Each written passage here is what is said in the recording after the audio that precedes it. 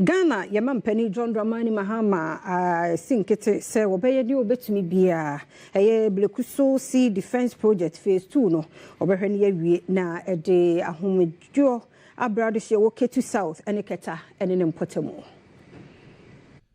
Enuanuma womo ete Agavazi Salekokpe ene nkura wodo bia ensuo etwia form so eye tidal wave CB Omampeni John Dramani Mahama ede atudwa se na aban no ebehwe se womo ebetu so anamon na omanfo a womo ho akire omo yi womo timi enya womo efa hodi. They came and they have made the assessment and they're giving us a comprehensive report of what is happening here.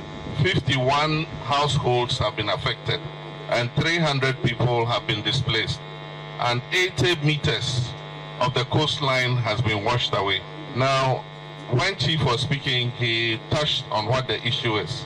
We started a sea defense project called Blekuso Phase 1. The feasibility study was also done for Blekuso Phase 2. And the understanding was that when the contractor finishes Phase 1, he will continue with Phase 2. Unfortunately, that didn't happen. So the project ended at Phase 1. Government did not provide funding to continue Phase 2. Phase 2 would have covered Agaveji, Salakope, Adina and Amotino. And so that basically is the problem. The feasibility study is ready, the design is ready.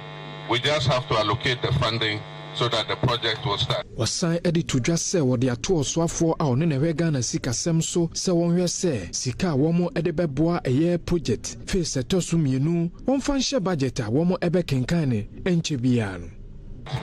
Happily, the finance minister next week is going to present the budget. So I'm going to ask the finance minister to include funding to start Phase 2 of the Blekuso Sea Defense Project.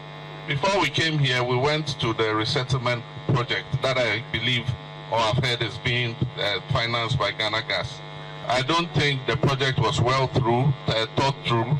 The work is shoddy, and even the area where the resettlement is being built is a flood area. And so if it floods, it will affect those buildings too. And so those buildings are not fit for purpose.